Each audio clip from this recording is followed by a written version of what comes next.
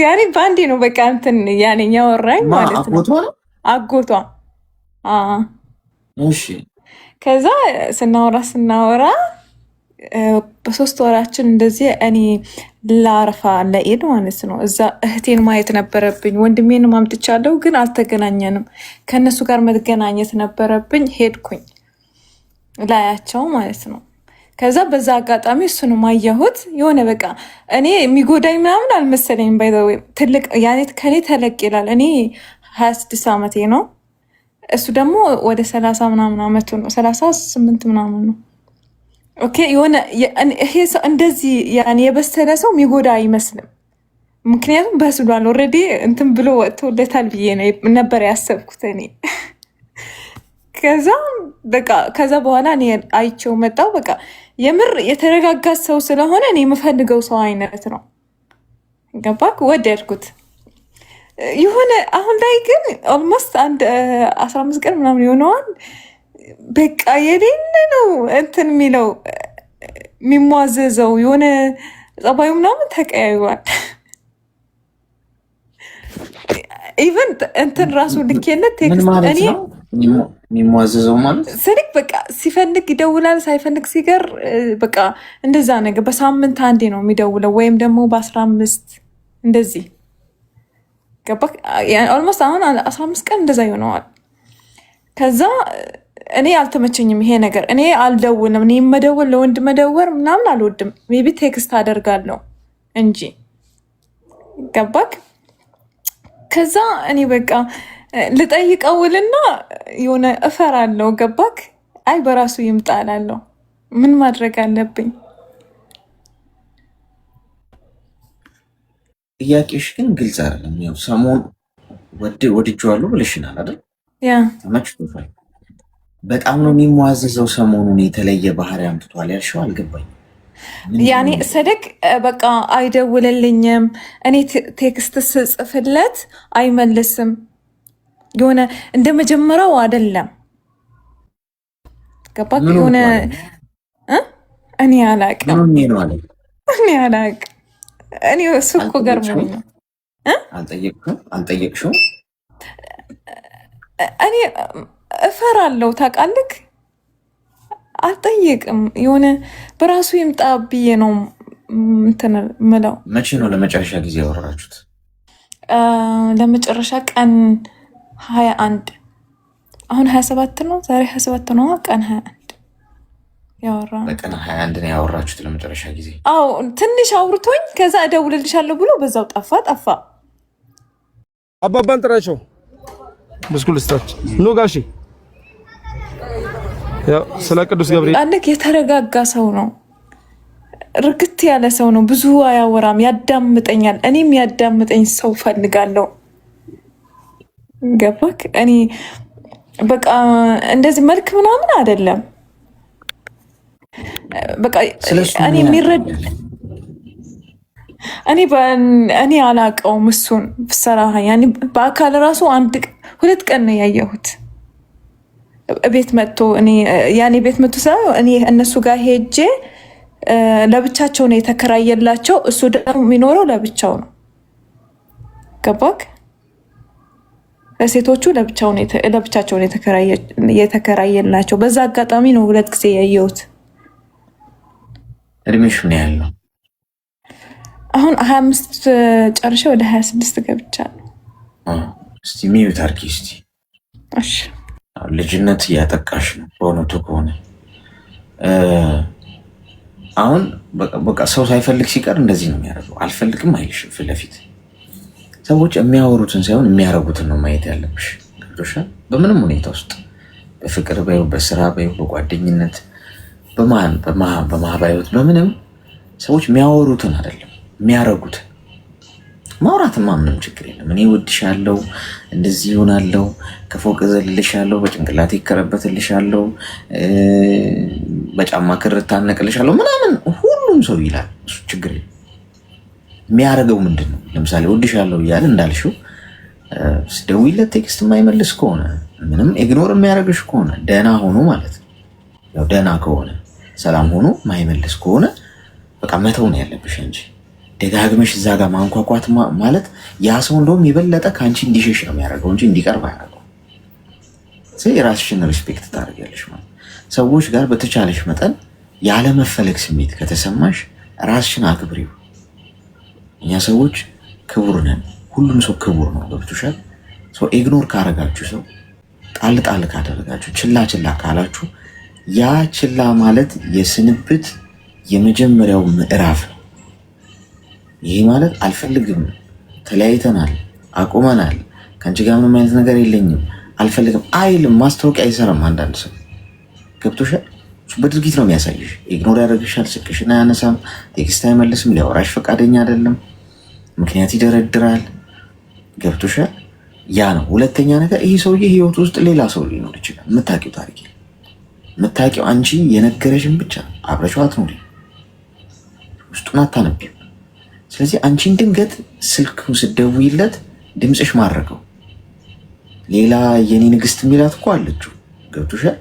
ሚሞዳሞዳት ምናምን ወይኔ ድምፅሽ ሲያምር ይዚሽ ድምጿ ደስ ይላል ብሎ በዛ ጦስ ተጀመረ።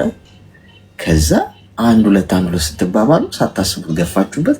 ሲያየው ሁኔታው በሁለት መንገድ አላዋጣ አለው። ስለዚህ እዚህ ጋር ያለውን ኢግኖር እያደረገ መጣ ማለት ነው። ስለዚህ አንቺ ራስሽን አክብሪ። የማትፈለጊ ቦታሽ ያልሆነ ቦታ ላይ ፖዝ አድርጊ ማለት ነው። ያ ሰልፍ ሪስፔክት ይባላል። ገባሽ? ግልጽ ነው? ያ ግልጽ ነው። አመሰግናለሁ። እሺ ዋጭ ቀን ጠዋት ማታ አሁን የሰጠንሽን ኪኒን መርፌው ጥሩ ነው፣ ተወግተሻል። ቀን ጠዋት ማታ ከምግብ በፊት በባዶ ሆድ ዋጥ ዋጡት። እሺ እየወሰዳችሁ ቁም ሳጥን ውስጥ ሼልፍ ላይ ምናምን እያስቀመጣችሁት ማለት ነው። ኪኒኑ ካልተዋጣ አያድንም ወይ? ሰልፊ ስለተነሳችሁበት አይደለም የሚያድነው፣ ይዋጥ። የሚያስውጥ ኮሚቴ እናቋቁም። እንደዚህ መሳሪያ ይዞ በየቤቷ ውጣ አላሏትም የሚል ሰው ምናምን እንቀጥራለን። ቆይ ከነፍስ በተጨማሪ አስዋጭ የሚያስውጥ እንቀጥራለን። ጤና ይስጥልኝ። ሄሎ፣ ሰላም፣ እንዴት ነህ? ይሰማል? ሰላም ይሰማል። እንኳን ደህና መጣሽ። እንኳን ደህና ቆየኝ። ምን እንታዘዝ?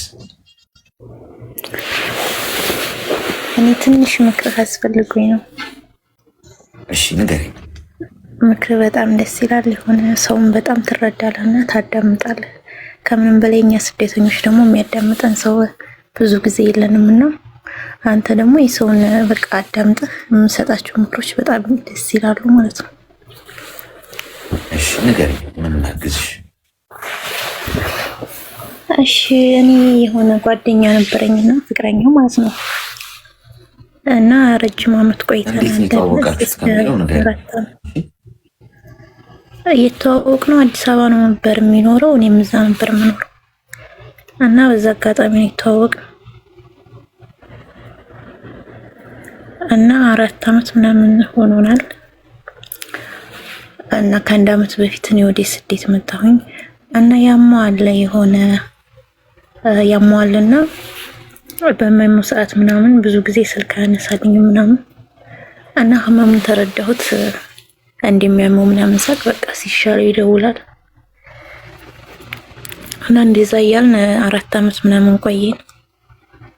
እዚህ ከመጣሁ በኋላ አሁን 1 ዓመት ሆኖታል። ስራ ከተወ ምናምን አሞታልና እንደዚህ በጓደኛ ምናምን ሳስደውል አያነሳም ምናምን። ከዛ በቃ ሞት ነው ምናምን ብዬ ዝም እላለሁ። ከዛ መጨረሻ የጓደኛውን ስልክ አፈላልጌ አገኘሁና ኢሞ ላይ ምናምን አወራው ነበረ ጓደኛውን እና በጣም እንዲታመም ምናምን ይነግረኛል። ከዛ በቃ አንዳንድ ነገሮችን ላግዘው ሞክራለሁ። የሆነ ያሳዝነኛል፣ ቤተሰብ ምናምን የለውምና እንደዛ ስለሆነ በጣም ስለሚያሳዝነኝ በጣም አግዘው ምናምን ነበርና የሆነ ሰዓት ላይ ግን የሆነ ውሸት አገኘሁበትና በጣም ልቤ ተሰበረ ማለት ነው። ከምንም በላይ ስለማምነው በጣም ልቤ ተሰበረ።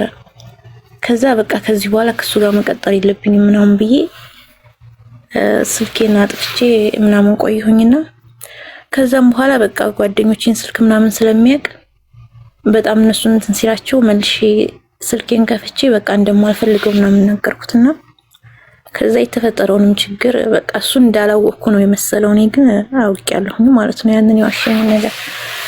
ከዛም በኋላ በጣም ሳለቅስ በቃ በጣም ልቤ ስለተሰበረ በቃ ከዚህ በኋላ እኔ እናንተ መቀጠል አልፈልግም ምናምን ብዬ ስለው በቃ ምንድነው የዋሸሽ ነገር? የዋሽ ነገር የሆነ ወደዚህ ሲመጣ ብር አንሶ የነበርና ከሌላ ሰው ተበድሬ ነበር የመጣሁት እና ያንን ብር ደግሞ እንደመጣሁ ለሱ ነበር የላኩለት ማለት ነው። ከዛ ሰጥቻለሁኝ አለኝ። ያንን ብር ሰጥቻለሁኝ ስላለኝ በቃ አመንኩትና ለዛ ለሰውም ላበደሬ ሰው አልደወልኩም ነበር ማለት ነው። ከዛም በኋላ ቢያንስ ከ4 ወር በኋላ ያ ያበደሬ ሰው ደግሞ ስልኬ ጠፍቶበት ነበርና በጓደኛ አፈላልጎ አገኘኝ። ከዛ አወራኝ። ማመን አቃተኝ።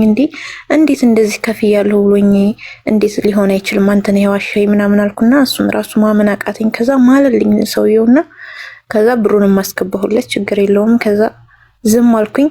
ግን እሱ እንዳላወቅኩ ምናምን መስሎት በቃ የሆነ ለኔ ታማኝነቱ እንዲቀጥል ምናምን ነገር አድርጎ ሲያወራኝ በጣም ተናደድኩበትና በቃ ያለኝ አማራጭ ስልኬን ማጥፋት ነው። ስልኬን አጠፋሁኝ።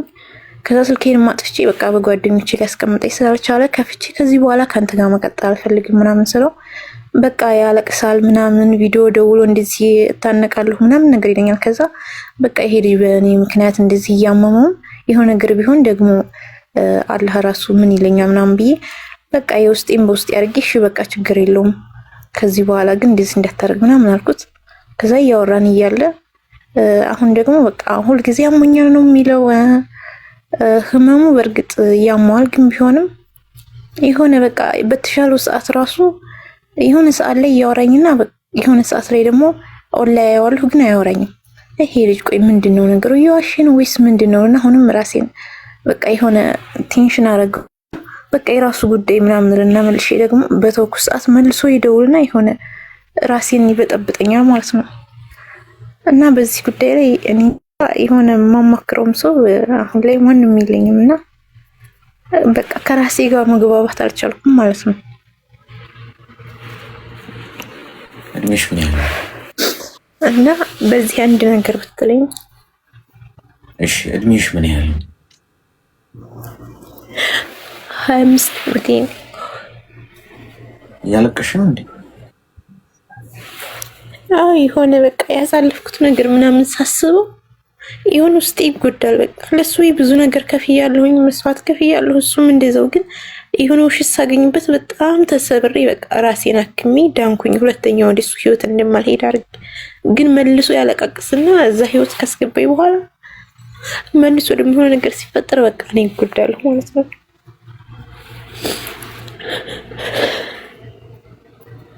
ሲሚዩት አርጊ።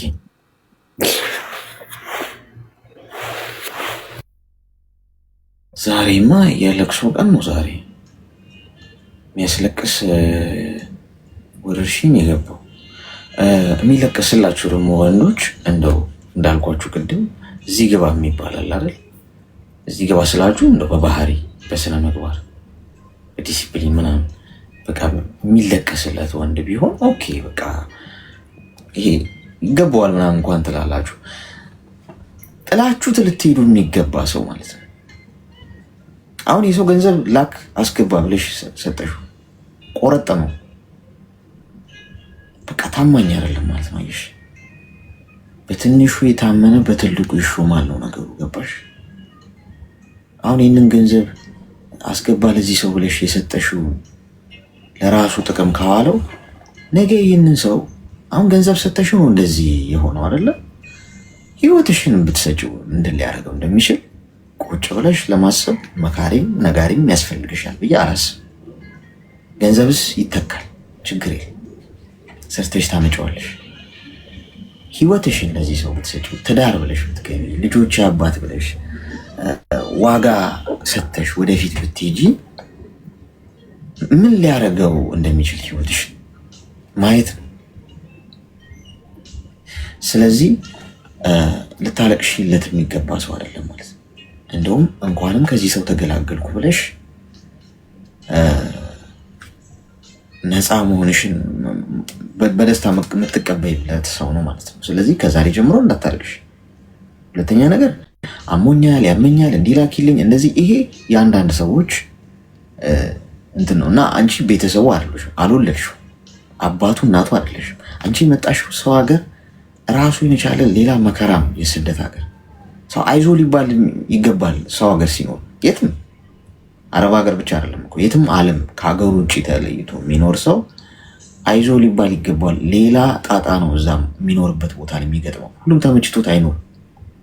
ለራስሽ ህይወት ዋጋ ስጪ። ስለዚህ ጠንካራ ሆነሽ ቀጥ ብለሽ መቆም እንጂ ለወንድ ታለቅሻለሽ። ሁለተኛ እንደዚህ እንዳታረጊ እሺ? ተግባባ? ግልጽ ነው? እሺ በጣም አመሰግናለሁ ወንድሜ። ምንም ማለት መልካም ቀን። ወይ ጣጣ ዛሬ ጋይስ የተለየ ነፋስ ገብቷል። ሁለተኛ አይደለ ስታለቅስ እሷ ለሁለተኛ ጊዜ ሁለት የሚያለቅስ ሰው ደግሞ የተለቀሰላቸው ደግሞ ወንዶች ክፋት ታናግሩኝ ይናደዱብኛል እኮ። አሁን የዚህ ፍቅረኛ ይመጣና ፕሮፋይሉ ሲያጥረገርኝ ይውላል።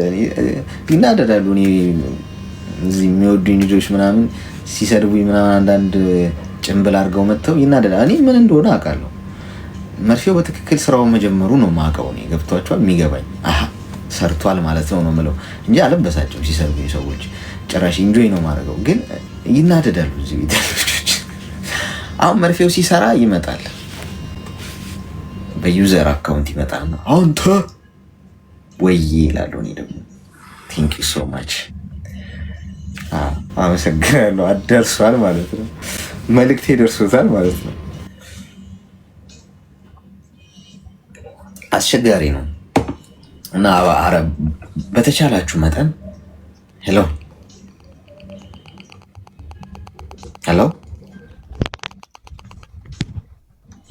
ይሰማል? እሺ ቀጣይ ባል እና ለወንድ ወይ ወንድ ሞር ነው ለሴት ለሰው ታለቅሳላችሁ። ሰው ሄደ ተብሎ ኧረ ተው አፍቅሩ። እሺ ችግር የለውም፣ እሱን ማስቆም አይቻልም። ማልቀስ ሄሎ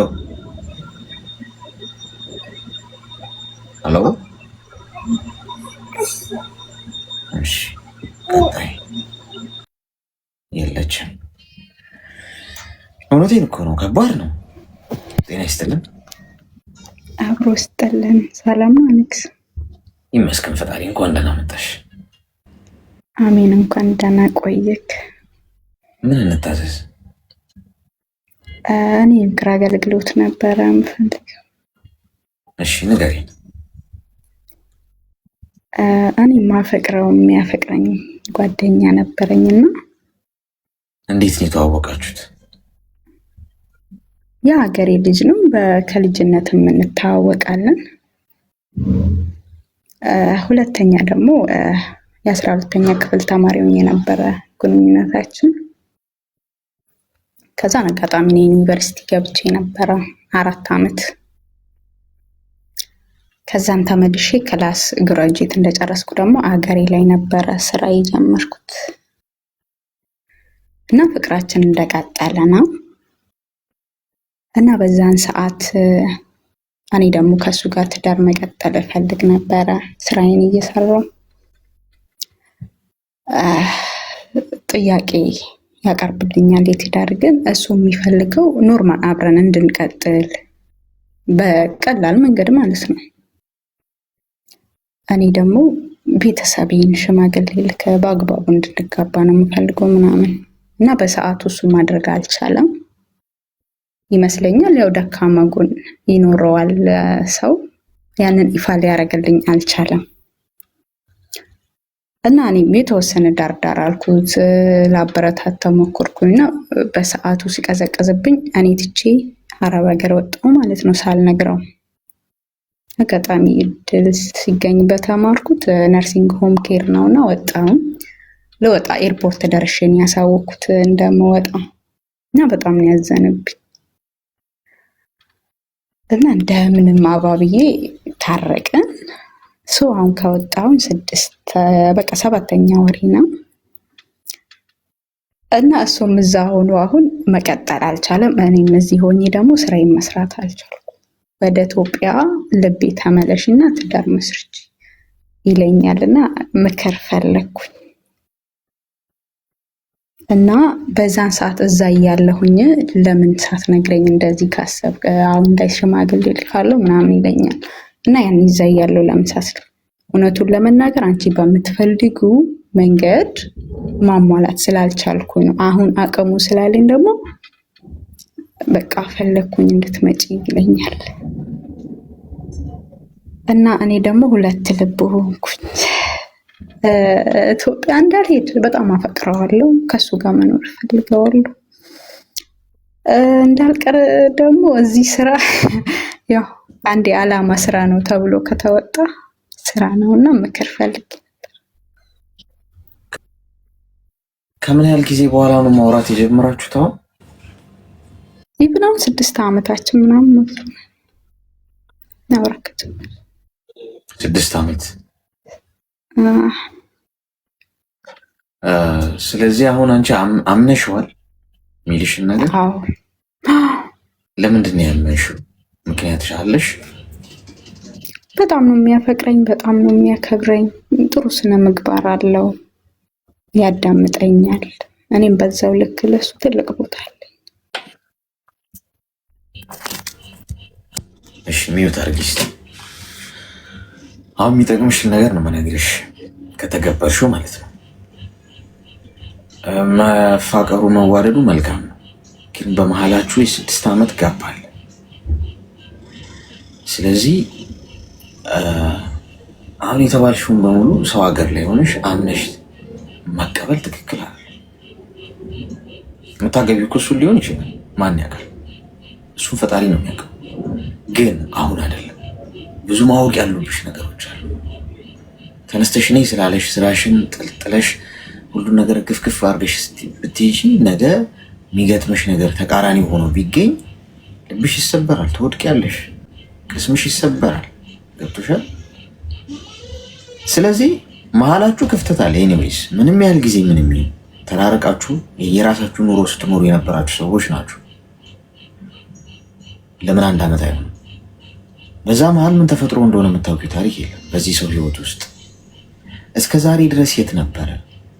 ገንዘብ መኖርና አለመኖር የሰው ልጅን አብሮ የመኖር ዋስትና የሚያረጋግጥ አይደለም። እኔ ካፈቀርኳት አንዲት ሴት ካፈቀረችኝ ከወደደችኝ ምንም ባይኖረኝ አብረን እንዲኖረን ነው እኮ ነው የምንኖረው። ሲኖረኝማ ካለኝማ ለምን አገባለሁ? ሁሉ ነገር ካሟለሁ፣ ቤት ከሰራው፣ መኪና ካለኝ፣ ገንዘብ በቂ ካሟለሁ፣ ምንም ነገር በቃ ሁሉ ነገር አጠናቀቄ ከጨረስኩኝ ምን ያደርግልኛል ሚስት? መረዳዳት እኮ ነው ትልቁ ነገር እኮ። በጋራ አብሮ ትልቅ ድሎችን አብሮ አቺቭ ማድረግ እኮ ነው የትዳር ትርጉሙ። የሚገባኝ እንደዛ ካሳካው በኋላ አይደለም ምን ልኖር ነው ከዛ በኋላ ካሳካው በኋላ ቁጭ ብለን እንፋጠጥ ነው። የህይወት ትግልን እሷ ህይወት ውስጥ ያለ የህይወት ትግል፣ እኔ ህይወት ውስጥ ያለን የህይወት ትግል እየተደጋገፍን አብረን አዲስ ታሪክ መጻፍ ነው፣ የጋራ ታሪክ። ገብቶሻል? ስለዚህ የት ነበር እስከዛሬ ድረስ? እስከዛሬ ለምን አላወራሽም? ምድር ላይ አልነበረም? ሌላ ፕላኔት ላይ ነበር? እሱ የሚጠየቅ ጥያቄ ነው። ኦኬ እሺ፣ ከዚህ በፊት ትዝ አላልሽው፣ ናፈቅሽው፣ ህይወት መጀመር ፈለገ ከአንቺ ጋር ካለን እንኳን ጥሩ ነው፣ ችግር የለም። ግን አንቺ አሁን ሰው ሀገር ሆነሽ የምትወስኙ ውሳኔ አይደለም። አሁን የምትሄጂበት ጊዜ ሲደርስ ሂጂ ወደ ሀገርሽ፣ እቅድሽን ስታሳኪ። ከዛ ትሄጂና ምን ታደርጊያለሽ? እሱን እንደ አዲስ ማወቅ ያለብሽ። ህይወት ውስጥ ምን ተካሂዶ ነበር? ምን አሳልፏል? አግብቶ ነበር? ህይወቱን ቀጥሎ ነበር ወይ? ምን በህይወት ውስጥ የተከናወነ ነገር አለ የሚለውን ጠጋ ብሎ ማወቅ። ከዛ ካመንሽበት በስነ ስርዓቱ ሽማግሌ ልኮ ቤተሰቦችሽን አክብሮ ያግባሽ። ጊዜ ይፈልጋል ማለት ነው። ተግባባል? እሺ ተዋጣች። ውሃ እናቅርብ። አረ ተውጦልኛል። አይ የትዳር ትግል እዛም እያለው ያደረግ ነበረ። ማረጉን አላቆምም። ኢቨን እሱ የምፈልገው ሽማግሌ ሳይልክ በውጪ እኔና እሱ አብረን ከሆንን በኋላ ማሳወቅ ነው ቤተሰብን የፈለገው። እኔ ደግሞ እሱን ማድረግ አልፈለኩም። ከጀርባው ያለ ሌላ መረጃዎች ግን በእጄ ናቸው። ማምንበት ነገር ነው እና እሺ ተቀብያለሁ ምክርህን። እሺ አመሰግናለሁ። እሺ እኔም አመሰግናለሁ። መልካም ቀን።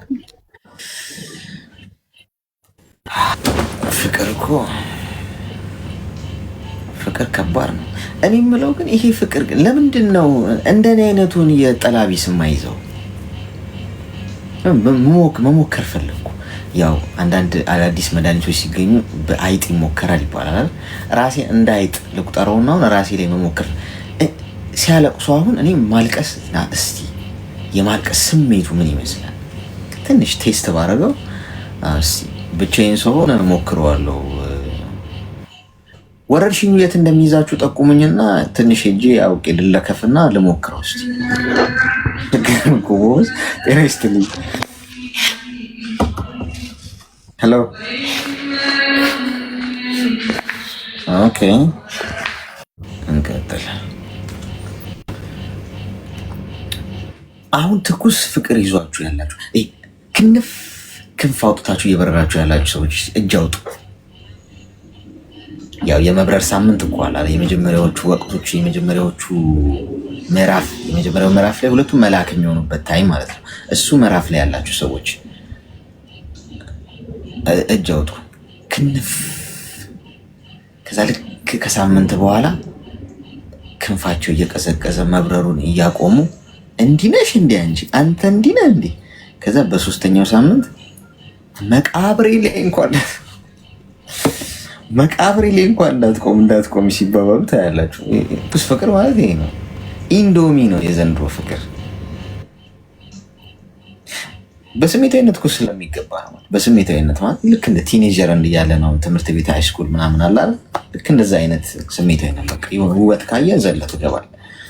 የሆነ ገንዘብ ካየ አደገኛ። ጤና ይስጥልኝ። ለው እቃውን ሰበረችው እኮ